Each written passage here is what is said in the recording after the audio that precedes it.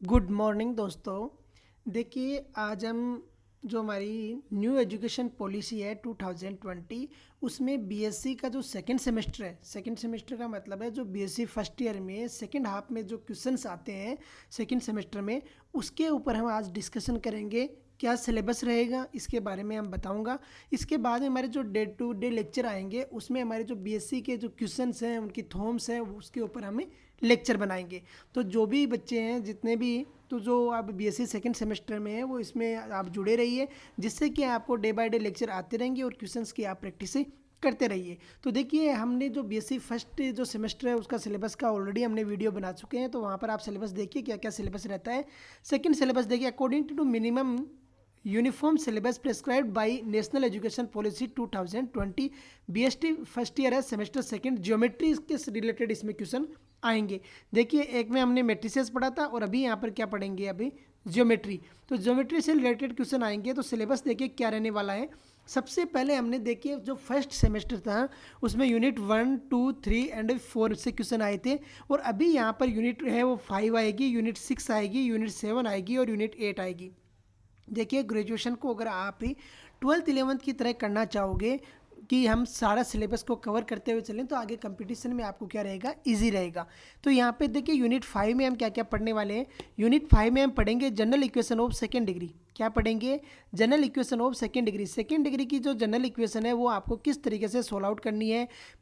ई की value less than zero रहेगी तो क्या आएगा, ई की value greater than, E stands for eccentricity, eccentricity की वैल्यू किस तरीके से रेफर करेगी, किस तरीके से हमें जीरो टू इक्वल है तो क्या करेंगे, वन है तो क्या करेंगे।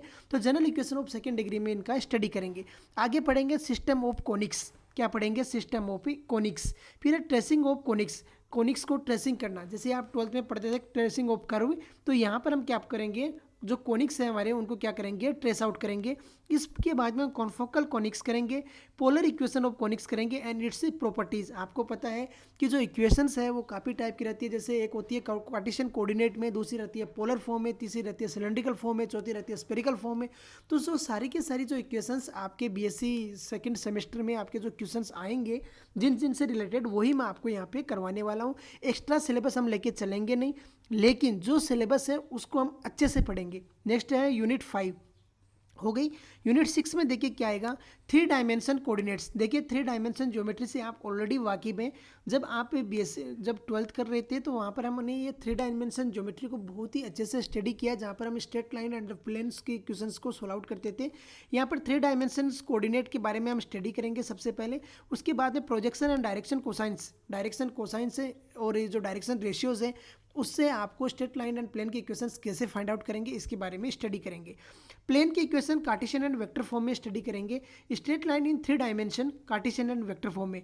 स्ट्रेट लाइन की इक्वेशन है वो जो 3 डायमेंशन 3D है, जैसे हम कर पढ़ते हैं जब ये आपको 2 पॉइंट गिवन रहते हैं तो किस तरीके से सोल्व आउट करोगे। अगर आपको direction cosines and the given है एंड डायरेक्शन रेशियोज गिवन है तो कैसे फाइंड आउट करेंगे, इसके बारे में हम स्टडी करेंगे। तो 3 डायमेंशन कोऑर्डिनेट जो यूनिट आपकी 6 रहने वाली है वो 90% इसका सिलेबस कवर होगा, वो 12 से कवर होगा। मतलब जो आप ट्वेल्थ क्लास में पढ़ के आए हो वही रहेगा, बस उसमें थोड़ा सा हम एक्स्ट्रा एफर्ट डालेंगे। जो बच्चे फाउंडेशन कोर्स करके आए हैं या टारगेट कोर्स करके आए हैं, जो जेई वगैरह की तैयारी करके आए हैं, वो ऑलरेडी इसको लगभग है वो कवर कर चुके हैं, क्योंकि जेई में हम इसको पढ़ाते हैं कि कैसे हम कार्टेशियन फॉर्म पोलर फॉर्म को कन्वर्ट करते हैं, स्फेरिकल फॉर्म और सिलेंड्रिकल फॉर्म को कन्वर्ट करते हैं। तो वहाँ से आपने स्टडी किया है। इसके बाद आने वाली है आपके पास यूनिट 7। यूनिट 7 में आप तीनों को पढ़ोगे, स्पेयर को पढ़ोगे, कोन को पढ़ोगे और सिलेंडर को पढ़ोगे। देखिए आपने जब मैं सर्किल आपको ट्वेल्थ क्लास में पढ़ा रहा था तो वहाँ पर हम सर्किल के स्टैंडर्ड फॉर्म पढ़ते थे, x square plus y square plus 2gx plus 2y plus c is equal to 0। तो यहाँ पर क्या है, स्पेरिकल फॉर्म में वो इक्वेशन कैसे कन्वर्ट हो जाएगी, कौन फॉर्म में वो कैसे कन्वर्ट हो जाएगी और सिलेंड्रिकल फॉर्म में वो कैसे कन्वर्ट हो जाएगी, इसके बारे में हम स्टडी करेंगे। यूनिट जो 8 है हमारी, उसमें हम सेंट्रल कॉनिकॉइड्स पढ़ेंगे, पैराबोलॉइड्स पढ़ेंगे, प्लेन सेक्शन ऑफ कॉनिकॉइड्स पढ़ेंगे, जनरेटिंग लाइन्स पढ़ेंगे, कॉन्फोकल कॉनिकॉइड्स पढ़ेंगे, deduction of second degree equation से पढ़ेंगे कि सेकंड डिग्री इक्वेशन को कैसे रिड्यूस किया जाएगा। तो ये हमारा सिलेबस रहने वाला है। बहुत ही छोटा सिलेबस है, 6 महीने का हमारे पास में टाइम रहता है बीएससी सेकंड सेमेस्टर में।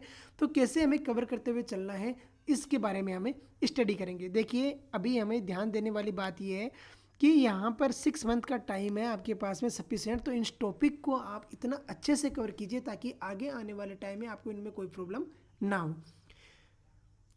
नेक्स्ट अब देखिए हम जो ये तो हमारा हो गया सिलेबस, और हम इसको किस तरीके से टॉपिक से पढ़ाने वाले हैं, तो ये हमें यहाँ पर देखने के लिए है ज्योमेट्री।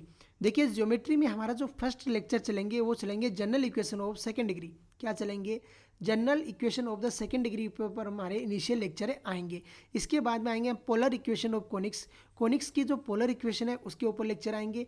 इसके बाद आएंगे हमारे system of coordinates, system of coordinates पे क्वेश्चन आएंगे कि कैसे कोऑर्डिनेट काम करते हैं, किस तरीके से हम अक्सर जो कार्टेशियन कोऑर्डिनेट को पोलर में कन्वर्ट करते हैं या पोलर कोऑर्डिनेट को कार्टेशियन में कन्वर्ट करते हैं, स्फेरिकल में कैसे कन्वर्ट करते हैं या सिलेंड्रिकल में कैसे कन्वर्ट करते हैं, इसके बारे में हमें स्टडी करेंगे। एक बार सिलेबस को अपने को रेफर करके चलिए कि वहाँ पे स्फेरिकल कोऑर्डिनेट आ रहे हैं या सिलेंड्रिकल कोऑर्डिनेट आ रहे हैं, क्योंकि कुछ यूनिवर्सिटी जो अपना सिलेबस जारी करती है उनका थोड़ा सा अलग रहता है। आगे देखिए direction cosines and projection, direction cosines and projection के बारे में हम स्टडी करेंगे। डायरेक्शन कोसाइंस आपने पढ़ा है, एल इज इक्वल टू क्या रहता है, एम इज इक्वल टू क्या रहता है, एन इज इक्वल टू क्या रहता है, l square plus m square plus n square की वैल्यू क्या रहती है, तो इसके बारे में हम यहाँ पर स्टडी करने वाले हैं। आगे देखिए द प्लेन के बारे में हम काफ़ी लेक्चर लेके आएंगे, जहाँ पे हम प्लेन में जो जेईई में क्वेश्चंस पूछे गए हैं उनके बारे में भी हम यहाँ पर पढ़ेंगे, और जो हमारे बीएससी लेवल पे प्लेन पे कैसे क्वेश्चंस आएंगे सब्जेक्टिव में वो भी हम यहाँ पर स्टडी करने वाले हैं। द स्ट्रेट लाइन के बारे में हम पढ़ाई करेंगे, द स्फीयर के बारे में हम पढ़ाई करेंगे। इसके बाद में सिलेंडर के बारे में, द कोन के बारे में, द कोनिकॉइड्स के बारे में, प्लेन सेक्शन ऑफ सेंट्रल कोनिकॉइड्स के बारे में स्टडी करेंगे, और reduction of general equation of second degree पढ़ेंगे। ये हमारा सिलेबस रहेगा किसका? बीएससी सेकंड सेमेस्टर का या बीएससी फर्स्ट ईयर के सेकंड पार्ट का ये सिलेबस रहने वाला है, तो इसको हम रेफर करते हुए चलेंगे। अब देखिए बात ये है कि मैं जो क्वेश्चंस फॉलो करूंगा मैं एक पर्टिकुलर बुक को लेके चलूंगा। पर्टिकुलर बुक का मतलब है जो मेरे पास में बुक है उसी में से क्वेश्चन मैं सोल्व आउट कराऊंगा। अगर उस बुक में ऐसे क्वेश्चंस हैं जो आपके प्रीवियस ईयर में पूछे गए हैं और आपकी जो बुक में अलग से गिवन है, तो वो आप मेरे को मेल कीजिए, उनको 100% आपको क्या है उसका रिप्लाई दिया जाएगा, और उस क्वेश्चन को हम नेक्स्ट लेक्चर में हम इंक्लूड भी कर लेंगे, उसको सोल्व आउट भी करवा दूंगा कि कैसे सोल्व आउट होगा और किस तरीके से वैल्यू फाइंड आउट होगी। अच्छे से फॉर्मूलाज को याद कीजिए, ताकि फॉर्मूला जितनी मैथ में क्या रहता है, जितनी ज़्यादा प्रैक्टिस करोगे उतना ही ज़्यादा आप उसको शार्पनेस दे पाओगे। तो इसी के साथ में हम आज का लेक्चर फिनिश करते हैं। आइए, most welcome on our YouTube channel. जय हिंद, जय भारत।